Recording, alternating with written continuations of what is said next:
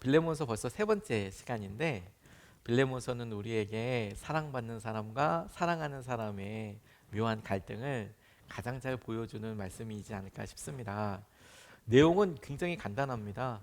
도망친 노예였던 오네시모, 심지어 주인의 집에서 물건, 재산을 탈취하듯이 훔쳐서 도망간 오네시모가 바울을 만나서 예수님을 만나고 다시 바울의 초청장과 함께 빌레몬의 집에 돌아와서 형제로 받아들여지게 되는 것과 관련된 이야기입니다. 굉장히 짧지만 우리가 이 말씀을 통해서 우리가 은혜를 누리는 자, 사랑받는 자에서 사랑하는 자, 은혜를 베푸는 자로서 어떻게 주님께서 있기를 원하시는지를 우리가 좀 같이 도전받고 결단하는 시간이 될 수 있으면 좋겠습니다. 한 형제 5살 케빈과 3살 라이언이 같이 이렇게 보내고 있는데 엄마가 팬케이크를 만들어 줬답니다. 이 두 아이들이 팬케이크를 되게 좋아했나 봐요. 엄마가 만든 팬케이크를 서로 자기가 첫 번째로 찍어 먹겠다. 서로 자기가 맛있는 부분 먹겠다. 왜 시럽 많이 묻어 있는데 이런 데 먼저 먹고 싶잖아요. 그래서 서로 자기가 먹겠다고 막 투닥투닥 하니까 흔히 아이들이 보일 수 있는 그런 모습 아니겠어요? 이쁘기도 하지만 둘의 모습이 조금 심각해졌나 봐요. 그러니까 엄마가 이 케빈과 라이언 5살, 3살 이 두 형제를 잘 타이르고 좀 교육시키기 위해서 그렇게 얘기했대요. 예수님이 계신다면 케빈, 라이언 어떻게 하실까? 예수님께서 이런 일을 행하신다고 하면 그 앞에서 어떻게 하실까?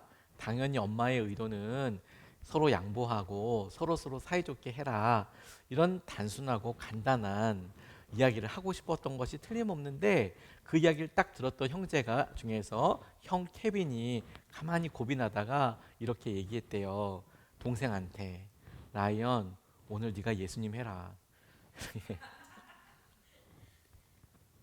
저는 오네시모 그리고 빌레몬서를 읽으면서 혹시 우리 안에 이런 불편함이 있는지 좀 자세히 질문하고 돌아보는 것이 꼭 필요하다고 싶어요. 어떤 질문이냐? 여러분들은 여러분들의 입장이라면 은혜를 누리고 여러분들에게 묶여져 있는 관계의 묶임과 심지어 재정의 묶임이 있는데 그걸 누군가 풀어주고 대신 연결해주고 은혜를 누리는 오네시모가 더 좋습니까? 아니면 바울이 뜬금없이 편지 보내서 너 용서해 줘라. 너 그 정도 나이 됐다. 너 그 정도 성숙했다라고 용서해야만 할 것 같고 용서하는 자리에 있는 빌레몬이 솔직히 더 좋으십니까? 우리는 오네시모가 더 좋을까? 빌레몬이 더 좋을까? 우리의 심정과 마음은 어느 쪽이 더 은혜롭게 마음으로 동의가 될까? 저는 솔직한 자기의 직면함이 우리에게 이 빌레몬서가 이야기하고자 하시는 정말 중요한 메시지를 우리가 알게 되는 통로가 된다고 싶습니다. 왜냐하면 제 경우를 가만 생각해 봐도 제가 은혜를 누리는 입장이라면 너무 감사하죠. 누가 저를 용서해 주신다고 하고 제 재정과 제 관계와 오네시모처럼 그런 것들 해준다고 하면 너무 감사죠. 은혜이고 감동이고 눈물까지 날 것 같습니다. 하지만 빌레몬이라고 한다면 내가 누군가를 용서해야 되는 입장이라고 얘기한다면 고민되는 부분들이 떠오르는 것을 보니까 솔직하게 나는 오네시모라면 부럽지도 않고 내가 좋은데 다른 오네시모 보면 왜 저 사람만 저런 은혜를 누려야 돼? 왜 저 사람만 저렇게 살 수 있어? 라고 하는 생각이 스치듯 지나갈 수밖에 없는 연약한 사람이라는 생각을 해보게 됐어요. 근데 정말 중요한 결론부터 이야기하자면 오늘 우리가 읽고 있는 우리가 4주 동안 보면서 이 세 번째 주를 읽고 있는 이 바울이 쓴 서신서의 제목이 오네시모서가 아니라 빌레몬서라는 점에 대해서 우리는 결론처럼 딱 붙잡아야 된다고 싶어요. 주님께서 이 성경 말씀을 우리에게 읽게 하시며 도전해 주시며 마치 오늘 우리가 받는 편지처럼 우리에게 도전하실 때에 주님이 주목하고 계시는 관점에서 이건 오네시모를 향한 말씀이 아니고 빌레몬을 향한 말씀인 거죠.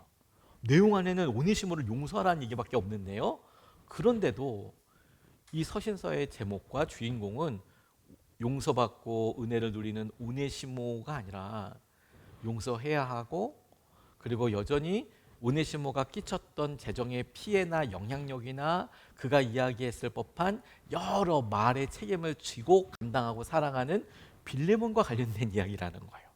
행동의 주체가. 그러니까 빌레몬에게 더 주실 은혜가 있고, 주님께서 빌레몬에게 더 주목하고 계시고 그의 삶을 도전하고 계신다라는 점이 결론처럼 우리가 딱 붙잡고 가야 될 부분이라고 싶습니다. 그렇게 보면 오늘 짧지만 바울이 빌레몬에게 권면하는 장면을 통해서 우리가 결론을 붙잡고 다시 한번 생각해 보면 중요한 사랑의 모습을 보게 됩니다. 그게 뭐냐? 자원에서 드리는 순종, 그리고 자발적으로 우리가 내어놓는 어떤 선택, 자발적으로 자원하여 드리는 순종과 선택을 우리가 사랑이라고 부른다는 거예요. 물론 모든 사랑이 다 그렇게만 있지는 않지요. 하지만 우리가 행동하는 많은 것들 중에서 적어도 우리가 자원해서 순종하고 자발적으로 그 일을 선택한다면 그 일이야말로 우리의 주위에 있어서 사람들이 그게 사랑이지, 그거지 라고 보게 되는 겁니다. 우리가 어느 순간에 부모가 돼서 우리를 위해서 밤에 라면 끓여주시고, 그리고 어려운데도 제일 먼저 중요한 공과금 내주시고, 우리가 힘들 때나 어려울 때나 우리를 위해서 그렇게 해주셨던 여러 부모님의 모습을 기억하다가 어느 순간에 우리도 우리 새끼들이 아프면, 우리 딸들이 아들들이 아프면 어느 순간에 나 피곤하고 나 출근해야 되는데 비비적 일어나서 그렇게 뭐 약이라도 좀 찾아보고 병원 시간이라도 예약 시간으로 알아보는 게 주위에서는 당연하다고 할지 몰라도 정작 그 일의 주인공이 되는 행동을 하는 우리로서는 얼마나 커다란 변화예요. 근데 그걸 우리는 의무라고 생각하지 않고 우리 스스로가 자원해서 자발적으로 너무도 당연하게 그 일을 하지 않습니까? 우리 부모님들이 그랬듯이요. 근데 그 부모님들이 해주셨던 그 일을 우리는 뭐라고 부릅니까? 사랑이라고 부르잖아요. 똑같이 우리가 하고 있는 그 일도 사랑이라고 부를 수 있지 않겠습니까? 그리고 오늘 본문에서 나오는 바울이 빌레몬에게 공감하도록 도전하고 있는 부분도 사랑이라고 부를 수 있겠다고 싶어요. 13절 14절 말씀을 보면 이렇게 남아 있습니다. 나는 그를 내 곁에 두고, 이때 나는 바울입니다. 그는 오네시모이고요. 바울은 오네시모를 바울 곁에 두고 내가 바울이 복음을 위하여 갇혀 있는 동안에 이 그대는 빌레몬입니다. 그대를 대신해서 바울 나에게 시종을 들게 하고 싶었으나 그대 빌레몬 당신의 승낙이 없이는 아무것도 하고 싶지 않았습니다. 나 바울은 그대 빌레몬 당신이 선한 일을 마지못해서 하지 않고 자진해서 하기를 원하기 때문입니다 라고 이야기하고 있습니다. 자원해서 드리는 순종, 자발적인 선택을 사랑이라고 부른다고요. 저는 바울이 빌레몬에게 권면하고 있는 부분이 이렇게 들려지던데요. 빌레몬, 나는 네가 이것을 의무로 해야 하기 때문이 아니라 네가 사랑으로 하기를 원해. 자원해서 자발적으로 너의 마음에 들여져 있는 하나님이 부으신 은혜와 마땅한 감사가 동기가 되어서 혹은 무엇이든지 네가 이 기회를 놓치지 않았으면 해. 저는 이렇게 읽혀지고 적용이 되더라고요. 우리가 가져서 나눌 수 있다고만 생각을 합니다. 그래서 이렇게 이야기를 하면 나는 자발적으로 나는 아무것도 나눌 수가 없다고만 생각을 하지만 아니요, 여러분. 정작 우리가 강한 사람이 나눌 수 있고 많이 가진 사람이 나눌 수 있다는 것은 사실이지만, 우리가 강하다면, 우리가 다른 사람들보다 부유하다면 그것은 우리가 실제로 힘이 강하거나 많이 돈을 가져서 그렇다기보다 우리와 함께 하시는 분 때문에 그렇거든요. 우리를 사용하시는 분 때문에 우리가 강하고, 우리와 함께 하시는 분 때문에 우리가 부유한 사람이 되는 거거든요. 우리보다 더 많이 가진 저수지 같은 사람들도 이 세상엔 얼마든지 있지만 하나님께서 그들을 감동시키고 그들을 쓰시기 위한 계획도 따로 있으실 텐데, 이렇게 작고 연약한 우리에게 말씀하시는 이유는 우리의 그릇은 작고 우리 안에 보관할 수 있는 물은 작아도 통로처럼 파이프처럼 호스처럼 수없이 많은 물들이 흘러갈 수 있어서 많은 사람들을 먹이고 그리고 목마르지 않게 하는 통로가 될 수 있도록 주님이 쓰시기 때문 아니겠습니까? 고린도후서 6장 10절 말씀을 보면 이렇게 나와 있는데 저는 이것이 우리의 정체성과 관련된 말씀이라고 싶어요. 고린도서 6장 10절 말씀을 보면 너 근심하는 사람 같으나 항상 기뻐하고 가난한 사람 같으나 많은 사람을 부유하게 하고 아무것도 가지지 않은 사람 같으나 모든 것을 가진 사람입니다 라고 주님을 믿고 따르는 사람의 정체성이라고 할 수 있는 일을 이야기하는데 정작 이것은 사실을 기반으로 이야기하는 거라고 싶어요. 무슨 말이냐면 지금 주어진 여러 일들 갇혀 있고 하니까 근심하는 사람이 맞아요. 그런데도 항상 기뻐하는 거예요. 또 가난한 사람도 맞아요. 가난한 사람 같으나 실제로는 부유한 사람, 그냥 보이기만 부유한 사람으로 보이는 게 아니고요. 가난한 사람인데, 가난한 사람 같은데 아무리 생각해봐도 너는 가난한 사람이 많은데 그런데 너는 다른 사람들을 부유하게 해. 그리고 아무것도 가지지 않는 사람 아마 맞을 거야. 그런데 너는 모든 것을 이미 가지고 있어. 이렇게 말씀하고 우리에게 그렇게 단언하시는 이유는 우리와 함께 하시는 주님 때문이잖아요. 주님 때문에 우리가 가난해도 다른 사람들을 부유하게 할 수 있고 우리가 여전히 아무것도 없지만 그럼에도 불구하고 모든 것을 더 가진 사람들보다 더 당당하고 더 행복하게 우리가 살 수 있는 것 아니겠습니까? 저는 이 원리가 레위기를 통해서 발견하는 희년의 마음과도 맞닿아 있다고 싶습니다. 주님께서 가나안 땅으로 들어갈 때 7년 동안의 시간을 이야기하시며 6년은 열심히 일해 그리고 마지막 7년째는 안식년을 가져라. 땅을 놀게 해라. 그리고 그 7번째 안식년을 갖고 난 다음에 50년째 되는 해를 희년이라고 지켜라. 안식년 때에는 밭에서 너희들 심지 않고 그곳에 예를 들어 밀 농사를 졌으면 추수를 하면서 자연스럽게 밀 이삭이 떨어지고 자연스럽게 발아되지 않겠습니까? 싹이 트면 그래서 뭔가 곡식이 열리되면 그거 네 거 아니야. 그 지역에 가난한 사람들 거다. 그거는 과부들의 것이고 혹은 너희 땅에 살 수 있을 이방인의 것이고 가장 힘든 사람들의 것이다. 너희들 거 아니다. 그들이 다 수확해서 먹게 해라.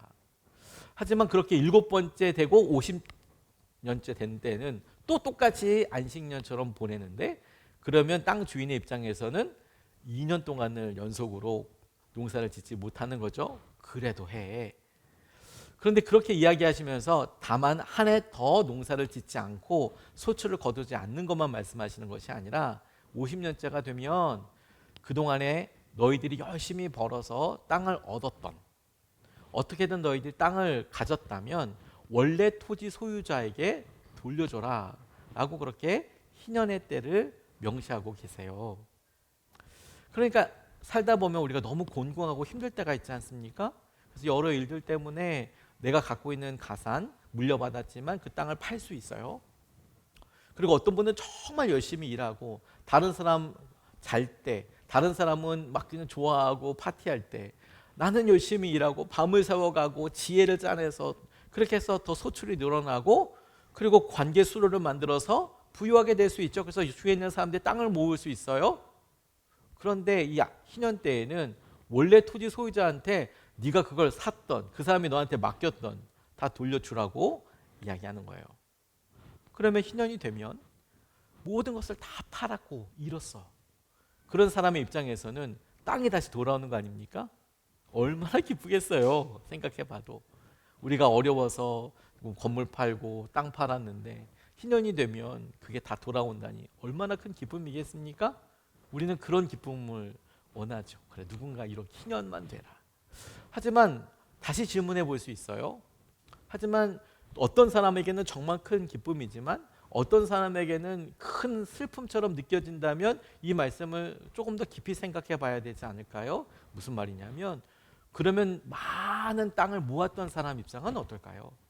그날이 돼서 자기가 50년 동안이나 수고해서 땅을 일궜는데 그걸 돌려주라뇨. 이런 생떼가 어디 있습니까? 이건 내 노동의 대가고 이건 내가 열심히 해서 번 열매잖아요. 근데 나눠주라니 이게 말이 됩니까? 다 빼앗기는 거 아니에요? 기쁠까요, 이 날이? 이런 질문을 해볼 수 있지 않겠습니까? 그럼에도 불구하고 하나님은 그날의 이름을 희년이라고 이야기하고, 그날 진짜 기쁜 해야 라고 이야기할 때 그 말씀이 진리라면 땅을 나눠주는 사람한테도 기쁨이 있다는 거 아니에요? 그럼 그 기쁨은 뭔지 우리가 주목해 봐야 한다는 겁니다. 저는 하나님께서 우리에게 크고 비밀한 여러 기쁨들, 그 자리에 가야 알 수 있는 기쁨들을 여러 허락해 주셨는데, 그 중에서도 희년의 기쁨은 우리에게 땅을 다시 찾아서 누리는 기쁨도 너무 크지만 땅을 나누어 줄 때 느끼게 되는 기쁨 또한 작지 않다고, 아니 오히려 더 크다는 것을 하나님께서 우리에게 말씀해 주신다라고 싶습니다. 땅은 하나님께서 거저 주신 거잖아요. 무슨 말이냐면 태초에 천지를 창조하실 때, 땅을 만들 때 우리가 주님께 분명히 주님 여기쯤 이렇게 우리가 말한 게 아니고, 하나님께서 땅을 만드시고 그 땅은 여러 일들과 오래전부터 있었고 그리고 우리에게 주어졌죠. 성경에 이야기하는 것은. 근데 그 땅을 우리에게 주신 것 너 수고 없었잖아. 그리고 잠시 네가 살 동안에 그거 있잖아. 그런데 50년이라는 것은 적어도 너 평생에 딱 한 번만큼은 하나님께서 너희들에게 이것을 거저 나누어 주시고, 하나님께서 너희들에게 가지셨던 기쁨, 하나님께서 너희들을 바라보시면서 가졌었던 보람, 뿌듯함 나눠주시면서, 약속한 이 땅을 너희들에게 나눠주시면서 가지셨던 하나님의 마음, 그분의 부요하심을 적어도 50년에 한 번, 적어도 네 평생에 딱 한 번은 네가 누려봐라. 네가 땅을 다시 되찾는 자이든 네가 땅을 나눠주는 자이든 네가 그런 은혜를 누려봐라 라고 주님께서 허락하여 주신 것이라고 싶어요. 우리는 늘 곤궁하고 대체적으로 힘들기 때문에 희년이 되면 우리가 얻을 것, 회복할 것, 다시 찾아올 것에 대해서 기대하고 좋아하죠. 근데 이렇게 생각해 보면 어떨까요? 하나님은 그러면 당신의 것을 우리에게 나눠주면서 얼마나 슬프셨겠어요? 아니죠. 하나님은 절대 그러시지 않으셨겠죠. 하나님이 갖고 계셨던 그 놀라운 은혜와 마음이 어떤 것인지 적어도 희년 때에 많이 가진 것으로 나눠줄 수 있는 사람들은 그 주님의 마음을 누릴 수 있고 알 수 있게 되는 거예요. 두 랩돈, 한 고드란트, 자신의 전부였던 것을 주님 앞에 드렸던 한 여인의 이야기가 성경에 등장합니다. 저 여인이 가진 모든 것을 다 드렸어. 그래서 많은 것을 드린 부자보다도 더 놀라운 것을 하나님께 드렸다. 더 많은 것을 드렸다. 주님께서 그렇게 인정해 주셨습니다. 우리는 그냥 그렇구나라고 넘어가지만 그 여인의 심정에서 보죠. 뭐가 그녀에게 있어서 그 다음도 그 내일도 담보하지 못하는데 도대체 어떤 기쁨이, 어떤 일이 그녀가 가진 모든 것을 다 주님께 드리도록 했을까? 그리고 그녀가 그것을 다 드리고 그 다음 날은 주님께서 어떤 방법으로 그녀를 먹이시고 그녀의 삶에 개입하여 주셨을까? 성경이 우리에게 정말로 궁금해하고 우리에게 허락해 주시고자 하시는 것은 바로 그 부분 아니겠습니까? 내가 얼마나 많은 사람들을 어떻게 해서 내가 벌었고가 아니라 그랬는데 주님께서 나를 통하여 얼마나 많은 사람들을 섬기고 이끌어가게 하셨는지. 빌레몬에게 말씀하시는 것은 하나님의 사랑의 자리로 초청하시는 거예요. 용서하는 사람의 자리, 받아들이는 자리, 그리고 희생과 아픔을 감당하는 자리. 왜? 바로 그곳에 하나님께서 예비하신 특별한 은혜가 있기 때문에 그래요. 주님은 우리를 은혜 받는 사람에게서 사랑을 결단하는 사람으로 이끌어 가시고 만들어 가십니다. 이런 일이 자연스럽게 일어나게 되는 것을 오늘 바울이 빌레몬에게 강조하는 한 단어를 통해서 우리도 좀 실제화시키고 좀 붙잡고 싶어요. 왜냐하면 그래도 여전히 우리에게 두 가치를 보면 우리는 500원이 큰지 100원이 큰지 다 알잖아요. 모르세요 혹시? 10,000원이 큰지 50,000원이 큰지 다 알잖아요. 오네시모가 더 우리 삶에 보탬이 되는지 빌레몬이 더 보탬이 되는지 우리는 다 알잖아요. 그리고 그게 그 사이에서 솔직히 우리는 어느 정도 저울질을 하지 않습니까? 그런데도 정말 빌레몬이 정말 땅을 나눠주는 사람이 더 가치 있다면 그게 우리 눈에도 그렇게 보여야 되잖아요. 성경이 그렇기 때문에 그렇다라고 이야기하기보다 실제로 그렇게 느껴지고 누려지게 되는 게 진짜 목표 아닙니까? 빌레몬도 저도 분명히 그런 갈등이 있었을 것 같아요. 근데 바울은 어떤 부분을 통해서 빌레몬에게 자연스럽게 네가 자진해서 네가 종으로 보내는 것보다 형제로 오네시모를 받는 게 더 나을 거야. 어떻게 도전하고 있는지가 우리에게도 똑같이 도전 상황이 된다고 싶어요. 그게 15절 16절 말씀에 있다고 싶습니다. 이렇게 나와 있어요. 그가 잠시 동안 그대를 떠난 것은 떠났다고 좋게 표현했지만 사실은 종이었다가 물건 가지고 도망친 거죠. 그 시간이 잠시라고 이야기하는 거예요. 좋게 말해줬어요. 그대를 떠난 것은 아마 그대로 하여금 영원히 그를 데리고 있게 하려는 것인지도 모르겠습니다. 잠시 떠난 것을 정말 좋게 표현해 줬는데 다시 돌려보내면서 그 사람은 훔친 사람이고 가해자이고 여전히 용서가 안 될 만큼 가서도 끊임없이 막 비난했을 거 아니에요. 빌레몬 그런 사람 있다. 나 세상에 그런 사람 처음 봤다. 이렇게 얘기했을 법한 오네시모를 다시 돌려보내는 거잖아요. 영원한 형제 되게 하는 것입니다. 이제부터는 그는 종으로서가 아니라 종 이상으로 곧 사랑받는 형제로 그대의 곁에 있을 것입니다. 특히 그가 나에게 그러하다면 그대에게는 육신으로나 주님 안에서나 더욱 그러하지 않겠습니까? 라고 이렇게 이야기를 하는데 저는 이 부분을 바울이 나한테 그렇다면 너한테도 그런 거 아니야? 다그쳐서 물었다기보다 자진해서 하도록 기회를 주고 있는 바울의 마음을 행간을 쭉 읽어보면 지금 상황을 풀어서 이야기할 뿐 오히려 전혀 다른 부분에 중요한 방점이 있다고 싶어요. 저는 그 키워드를 영원이라는 단어에서 찾았습니다. 우리가 힘든 이유는요, 종인데 형제처럼 대하니까 힘들어요. 종과 형제는 이 갭 차이가 너무 크지 않습니까? 종과 형제. 형제에게 들어갈 에너지 생각하고 종과 함께. 그런데 바울이 딱 스쳐가듯이 얘기하지만 그에게 명확하게 이야기하고 있는 게 뭐냐면 그대로 하여금 잠시 너 이제 종이었잖아. 영원히 그를 데리고 있게 하려는 거야. 잠시의 시간과 영원이라는 단어가 사실은 대조적으로 나오죠. 우리는 종과 형제라는 것 때문에 이 차이 때문에 너무 힘든데 잠시와 영원이라는 시간의 개념으로 바울은 거꾸로 묻고 있어요. 우리는 난 종으로 대하는 거 너 이런 피해 있고 그런데 어떻게 형제처럼 대해요? 하지만 글쎄 시간이 지나도 그럴까? 바울은 진지하게 그렇게 묻고 있는 것이죠.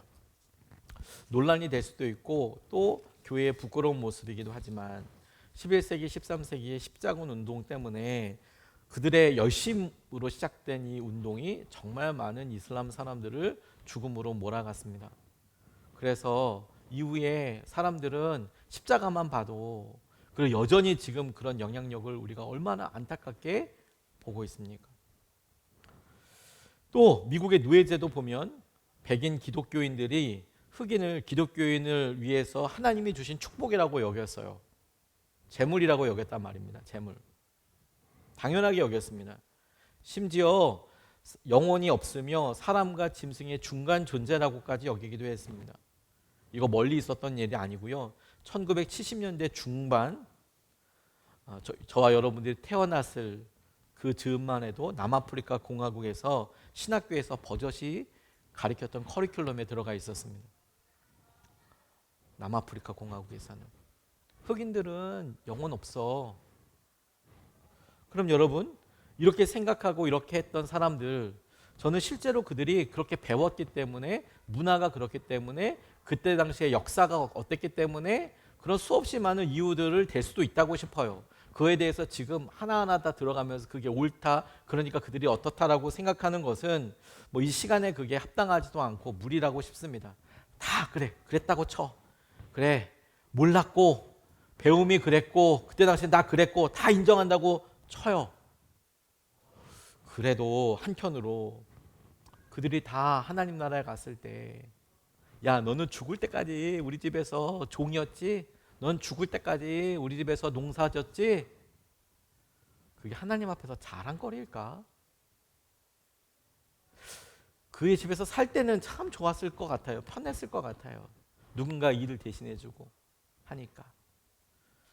그런데 영원이라는 시간을 두고 우리가 이 땅에서 살 수 있었던 짧은 시간에 서로 간에 위치가 있고 역할이 있어서 하이라키, 위계가 갈리고, 그래서 내가 맡은 거 주인, 너는 종으로서 살 수 있고, 그래서 그 가운데 살아갈 수 있죠. 사회적인 문화나 질서가 그래서 다 인정할 수 있다고 쳐요.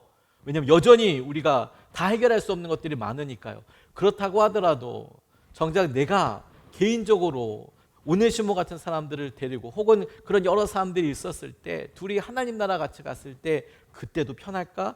영원이라는 시간을 생각해 보면 자랑스러울까?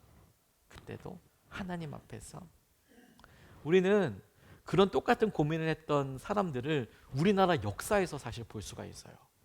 우리나라 처음에 복음이 우리나라에 들어왔을 선교 초기에 있었던, 실제 있었던 일입니다. 신학월보라는 1903년 7월, 월보니까 한 달에 한 번 발행되는 거거든요.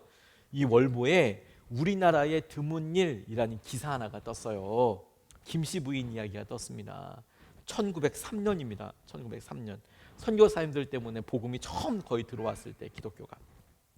강화 읍내의 김씨 부인은 연방 80에 자녀와 친속이 없고 홀로 과거하여 다만 복섬이라는 여종을 데리고 세상을 지내더니 이들은 예수 씨의 복음을 듣고 스스로 죄를 깨달아 회개하고 주를 믿기 작정한 후 언문을 알지 못하므로 성경을 보지 못하여 주야 근심으로 날마다 언문을 힘써 공부하여 나중에 언문 성경을 보기에 이르러 성경 뜻을 상고함에 종 두는 것이 또한 큰 죄인 줄을 깨닫고 가라되 우리의 주인은 하늘에 계시고 우리는 다 한 형제라 내가 어찌 감히 하나님 앞에서 주인이 되어 죄를 범하리요 하고 하루날은 교중 형제를 청하여 그종 복서미를 불러앉히고 마태복음 18장 15절부터 20절까지 읽은 후에 좋은 말씀으로 몇 마디 하신 후에 종 문서를 불사르고 그 종에게 일러 가라되 내가 금일부터 너를 종으로 알지 않고 내 딸로 아노라 하고 주일마다 한 가지로 예배당에 열심으로 다니시니 종되던 여자가 기쁜 마음이 충만하여 친어머니 같이 섬기며 날마다 온 집안이 화목한 것이 충만하니 하나님께 만만 감사할 일이로다. 1900년 6월 6일 1900년입니다. 우리 대한제국시대 때 대한 그리스도인 회보에도 비슷한 이야기가 등장해요. 예수님을 만나고 자기에게 빚진 사람들 다 주님께서 나를 1000만 양의 빚을, 그때는 조선시대니까 1000만 양의 빚을 탕감하여 주셨으니 나도 빚진 사람들 다 용서하겠다고 사람들 불러놓고 전부 다 자신의 빚 문서를 다 태워버렸던 그런 사람의 이야기가 대한 그리스도인 회보에 등장합니다. 1900년 6월 6일자 회보에 그런 이야기가 나옵니다. 주님은 우리를 은혜 받는 사람에서 사랑을 결단하는 사람으로 이끌어 가시죠. 하지만 여러분, 우리가 여기서 조금 더 솔직해지고 싶어요. 주님은 우리에게 이 세상의 모든 사람을 다 오네시모처럼 그렇게 사랑하라 말씀하시는 것은 저는 솔직히 아니라고 싶어요. 그러면 희년이 매년마다 있어야 되잖아요. 그럼 이럴 필요 없잖아요. 그렇지 않습니까? 만약에 나눠주는 것만이야 라고만 한다면, 용서하는 것만이야 라고 한다면 질서 필요 없고 다 은혜 다 돼 이렇게만 넘어가야 되고, 날마다 희년이면 그 누가 일하겠습니까? 질서는 어떻게 잡아갑니까? 우리 안에 열심은 어떻게 나갑니까? 적어도 49번 열심과 한 번의 희년이 사실은 하나님께서 우리에게 보여주신 것 아니겠습니까? 오네시모라고 이야기할 때 우리는 덜컥 도저히 용서할 수 없을 것 같은 원수를 오네시모, 주님이 그렇게 적용하게 하실 거라고 생각하지 않습니다. 오히려 저는 오네시모가 우리 주위에 굉장히 많습니다. 5월달 맞아서 저는 가장 놀라운 오네시모가 우리의 남편, 우리 아내 아닐까 싶어요. 마땅히 사랑해야 하는데, 그리고 실제로 서로가 내가 종이야? 왜 맨날 나한테만 그래? 라고 하는 오네시모가 멀리 있지 않고 우리 침실에 있어요. 살고 있어요. 우리에게 정말 오네시모는 우리의 자녀들이 아닐까 싶어요. 우리에게 어떤 때는 참 부담을 주고 어떤 때는 물질적 피해를 주고 도대체 돈을 맡겨놨는지 어떻게 이렇게 뻔뻔스럽게 돈을 달라고 하는지 지가 주는 것도 아니고 줄 것도 아니면서 그렇게 또 달라고 하는 오네시모가 집에 있죠. 부모님도 조심스럽지만 어떤 분들에게는 오네시모 아닙니까? 이제 나이 드셔서 좀 말을 잘 들어주실 만도 한데 그렇게 자녀 말을 또 안 들으세요. 참 부모님들이 자녀 말을 잘 들으면 자다가도 떡이 새길 텐데 그렇게 자녀들 말을 안 들으세요. 어쩜 그렇게 골라서 안 들으시는지 모르겠어요. 오네시모 같지 않습니까? 멀리 있는 철천지 왼수를 용서하자. 저는 이런 거 주님이 믿음도 깜냥도 안 되는 우리에게 덜컥 이렇게 말씀하시지 않는다고 싶어요. 오히려 오네시모는 빌레몬의 집에서 잘 살아서 우리 한국적인 개념으로는 식구 아닙니까? 식구란 뭐 다른 게 아니라 밥 먹을 때 같은 숟가락, 같은 밥상에서 먹는 사람이잖아요. 그러니까 노예니까 같은 밥상이라고까지는 얘기할 수 없지만 어쨌든 같이 한솥밥 식구예요.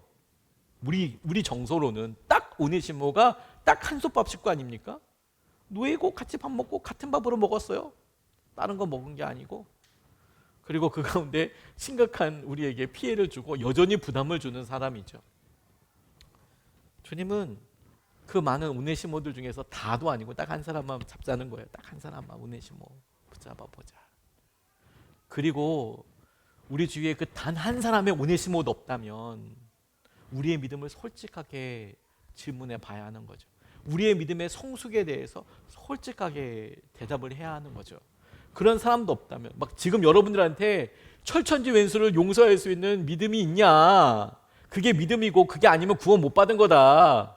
주님은 그렇게 얘기 안 하신다니까요. 그게 되겠습니까? 될 겁니다. 죄송합니다. 믿음으로 선포 될 겁니다. 반드시 언젠가는. 지금 그렇게 이야기하지 보다 우리 가까이에 오네시모들이 있다니까요. 그리고 그 하나를 순종과 사랑을 통해서 그 한 명을 통해서 다른 세상을 만드는 기회가 되고 무엇보다도 우리 스스로가 주님의 마음을 깊이 누리게 되는 은혜의 통로가 된다는 거예요. 그게 우리도 똑같이 주님의 사랑을 받았을 뿐만 아니라 우리도 똑같이 하나님으로부터 주님으로부터 그런 요청을 받았습니다. 너도 마치 바울에게 빌레몬이 편지 받은 것처럼 너도 자원해서 그렇게 해주지 않겠냐. 언제요? 베드로의 고백에서 좀 보고 싶습니다. 요한복음 21장 17절 말씀을 보면 주님께서 베드로에게 3번 물으시고 마지막에 이렇게 대화하십니다. 17절 말씀에 예수께서 3번째로 물으셨다. 요한의 아들 시몬아, 내가 나를 사랑하느냐? 그때 베드로는 예수께서 네가 나를 사랑하느냐고 3번이나 물으심으로 불안해서 주님께서는 모든 것을 아십니다. 그러므로 내가 주님을 사랑하는 줄을 주님께서 아십니다 하고 대답하였다. 예수께서 그에게 말씀하셨다. 내 양떼를 먹여라. 3번째 질문과 대답 중에 주님이 3번째로 말씀하신 거였습니다. 네가 나를 사랑하느냐? 그럼 내 양떼를 좀 부탁한다. 내 양떼를 좀 먹여달라. 내 양떼를 좀 봐달라. 주님이 그렇게 말씀하셨습니다. 여러분, 이 말씀이 베드로에게 명령일까요? 요청일까요? 부탁일까요? 너 이렇게 해야만 해. You must. 그렇게 해야만 해가 아니고 이렇게 해 주지 않겠니? 네가 나를 정말 사랑한다면. 주님의 부탁이 얼마나 간절한지 사랑까지도 이야기하잖아요. 마치 우리가 우리 부모님의 마지막 임종을 지킬 때 얘야, 네가 너무 고맙고 사랑한다. 네가 나를 사랑하니까 내 뜻을 기린다면 이렇게 해주렴. 이런 부탁이고 남김 아니겠습니까? 명령이 아니에요. 그리고 우리도 똑같은 부탁을 받았어요. 우리도 똑같은. 그런데 여러분, 그런 부탁을 받은 것까지 인정이 돼. 하지만 우리의 현실을 가만히 보니 우리의 현실은 날마다 미친 여자분이 밤에 널뛰듯이 왔다 갔다 하는 거죠. 그래서 다른 사람들 있죠. 우리를 보면 어떤 때는 우리가 다른 사람들 보여지기에 한없이 착하고 선량한 사람처럼 우리가 상태가 좋을 때는 은혜로 다 용서하고 다 그래 그러죠. 그렇게 하시죠라고 다 이렇게 돼. 근데 우리 스스로도 알아요. 우리가 영적으로 정말 힘들고 그루미하고 지치고 우리도 쪼이면 그냥 우리는 정말 힘들어서 이렇게 한번 얘기했지만 그런 우리를 보는 다른 사람은 미친 여자분이 또 달이 떴나 보구나. 이렇게 저분이 또 갑자기 저렇게 빵 터졌구나. 왔다 갔다 해서 도무지 종잡을 수 없는 사람으로 보일 수 있죠. 그리고 그런 모습으로 우리가 보여진다는 게 우리에게는 큰 상처죠, 사실. 이렇게 할 바에는 중간이 되든 차라리 좀 한결같이 그냥 담담냉냉 모습으로 좀 보여주자. 이렇게 어느 정도 우리가 선을 긋는 게 우리의 정신 건강에 좋다고 생각하는 경향도 있습니다.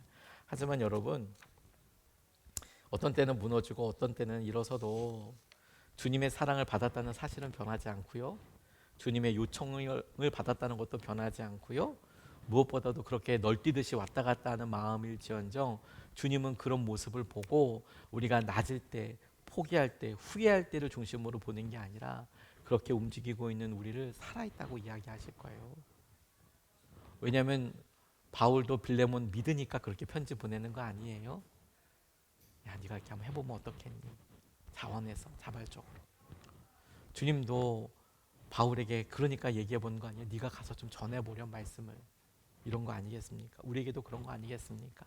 흔들리는 것 때문에 낙담하고 사랑이 표현되지 않는 것 때문에 낙담하고 무너지는 것으로 결론 삼는 게 아니라 흔들려도 그걸 통해서 깨닫게 하시는 주님을 바라보게 되는 거죠. 지지난주와 지난주에 6월 달에 예수님의 사람 제자훈련 교제 세미나가 있는데 준비하는 모임이 있었습니다. 지난주 화요일에 예수동행교회에서 모였는데 목사님들끼리 반갑게 모여서 식사도 같이 하고 그리고 크리틱이 좀 있었는데 저희들 강의문을 서로 나누고 크리틱을 하는 시간이었어요. 그래서 전체 일정 조정하고 뭐 이런 것들을 정하는데 그중에 제가 참 좋아하는 한 목사님이 계세요. 아시는 분들은 다 아시겠지만 설교니까 이름은 얘기하지 않겠습니다. 근데 전 참 개인적으로 그분 되게 좋아해요. 부드럽고 되게 살가운 분이고 저를 만나면 이렇게 턱을 퍽퍽 해주시는데 어쩔 때는 우리 아내보다도 저를 더 뜨겁게 안아주셔서 조금 부담스러운 부분도 있지만 그래도 그분의 마음을 알기 때문에 의심하진 않고 어떤 때는 너무 가깝게 하면 우리가 조금 부담스러워요 이렇게 하는 아주 사랑이 많은 그런 분이 계세요. 전 되게 좋아합니다 그분을.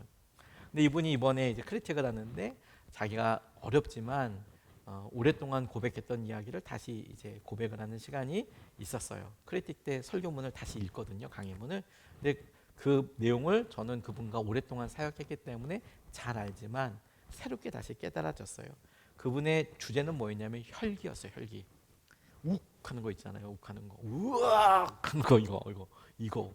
너 진짜 내가 예수님 안 믿었으면 넌 죽었다 이런 거 얘기하기 때문에 이분이 보기는 전혀 그렇지 않은데 혈기가 너무 힘들다고 혈기가 너무 힘들다고 그런 뭐 여러 예화들을 이렇게 본인이 어렵게 간증을 했더라고요.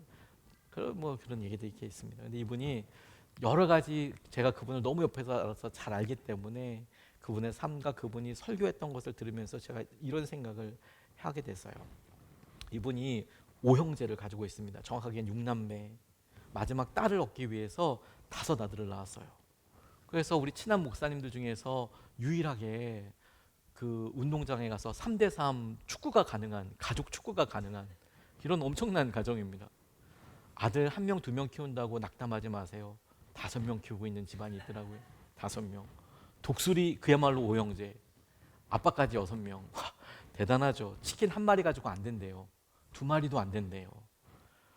그런데 이분이 이렇게 있다 보니까 아들들이 또 별별 일을 다 하지 않습니까? 다 케빈이죠. 뭐 네가 예수님해 그러면서 이제 막 하게 되는데 그 중에 한 아이를 며칠을 벼렀대요. 그렇게 형들이랑 동생들한테 티격태격하니까 벼르다가 한번 혼을 냈대요. 아빠니까 그래서 벼르고 혼냈는데 지나고 나니까 그래, 내가 혈기를 또 못 참았나 봐. 내가 아들이지만 내가 사과를 해야겠다. 그리고 이제 며칠 지나서 애한테 이제 사과를 하려고 하셨대요. 내가 이제 이야기하다가 우연히 애가 써놓은 이렇게 달력을 봤는데 달력에 동그라미가 이렇게 딱 쳐져 있는데 자기가 혼낸 날 이 아들이 달력에다 동그라미를 쳐놓고 써놓은 거예요. 악마의 날. 악마의 날. 어땠는지 느낌이 빡 오더라고요. 하지만 여러분 저희 다 부모여서 그게 어떤 느낌인지 그게 얼마나 뒷골 당기는 일인지 우리도 알잖아요. 근데 그거 보니까 이제 이 목사님은 또 이제 마음에 무너짐이 있는 거죠. 네? 무너짐이 있는 거죠. 자식의 입장에서 이렇게 보여지니까 내가 애한테 믿음을 가르쳐야 되는데 악마의 날이 돼서 내가 목사인데 이런 고민을 했을 법하지 않습니까? 전 되게 공감되던데요. 근데 이분에게 또 다른 아들이 있어요. 이 아들이 말을 아주 늦게 배웠고 나중에는 약간 장애가 있는 것도 알게 됐는데 6살, 7살인데 말을 못하는 거예요. 아주 기본적인 말, 엄마 아빠를 못하는 거예요. 그래서 이렇게 얘기를 하는 거예요. 어이 어이 이렇게 이야기를 하는 거죠. 이분이 그 이야기를 이렇게 하시는 거예요. 그러니까 근데 이 아들이 하필이면이 아니라 너무 감사하게도 이 아빠를 너무 사랑해. 아빠 껌딱지예요. 어딜 가도 안 떨어지려고 하고 출근하려고 그러면 자지러지고 아빠 가지 말라고 나랑 같이 있으라고. 이게 어렸을 때는 예쁜데 이거 여성분들 아시죠? 여성분들도 급하게 뭘 할 일이 있잖아요. 뭐 화장실에 간다든지 물이라도 어떻게 해야 되는지 전화도 받아야 되는데 애가 안 떨어져. 그럼 언제까지 예쁠까요? 몇 분까지 예쁠까요? 그냥 하루 종일 예쁠까요? 사실은 엄마들도 급한 일이 있잖아요. 그런데 이 아빠 뭐 나가서 출근해야 되는데 처음에는 너무 예쁘고 그러지만 계속 그러면 진짜 곤란하죠. 나이가 이제 7년 정도 되면 진짜 곤란하지 않겠어요? 어렸을 때 2살, 3살까지는 예쁠 수 있고 5살까지는 숨어서 나올 수 있잖아요. 근데 7살까지는 조금 곤란할 텐데 그러니까 아빠가 힘들죠. 그리고 이분 평소 때 혈기 이런 얘기해 보면 사실 좀 두렵고 떨리지 않습니까? 그런데도 얘한테는 애가 못 알아듣으니까 이제 혼내지도 못하는 거죠. 그래서 그날도 간신히 샥 이렇게 하면서 나왔어요. 나와서 출근을 얼른 하고 있는데 얘가 어떻게 알았는지 창문을 열고 가는 목사님을 향해서 어이 어이 이렇게 부르는 거예요. 그게 이제 아빠를 부르는 거예요. 아빠라고 부르지 못하니까 어이 어이 이렇게 손을 흔는데 이 목사님이 그날 들어와서 펑펑 울었다는 거예요. 어이 어이 하는데 사랑하는 아들이 자기를 아빠라고 부르고 있는 거잖아요.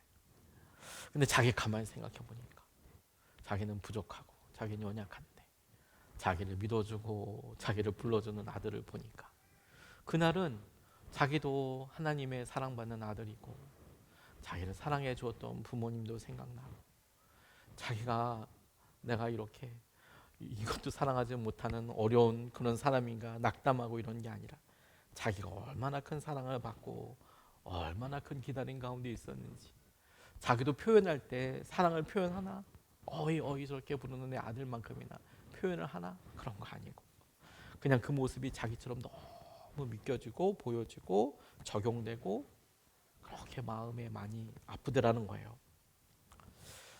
우리는 사랑 표현 잘 못합니다, 여러분. 그런데 우리는 여전히 주님을 바라보며 살아갑니다. 그것이 주님이 여전히 우리를 붙들고 계시는 증거예요. 여러분들이 완전해져서 주님이 붙들고 계신 증거가 아니고요. 여러분들이 연약해요. 때론 넘어지죠. 근데 넘어져도 포기하지 않기 때문에 주님이 여러분들과 함께하고 계신다는 것을 안다는 거예요. 근데 여러분, 우리 변해가고 있는 거 아닙니까? 그래서 더 이상 우리 마음에 아무런 울림이 없을 때가 오히려 더 문제 아닙니까? 그때는 진짜 우리가 예수님을 100% 닮았을 때 아마 그렇겠죠. 아니면 우리 마음이 정말 두려운 때가 되었을 때 우리 주위에 오네시모가 아무도 없어져요. 우리가 같이 데리고 가야 될 사람이 없어지는 거죠. 그게 위험하다는 거예요.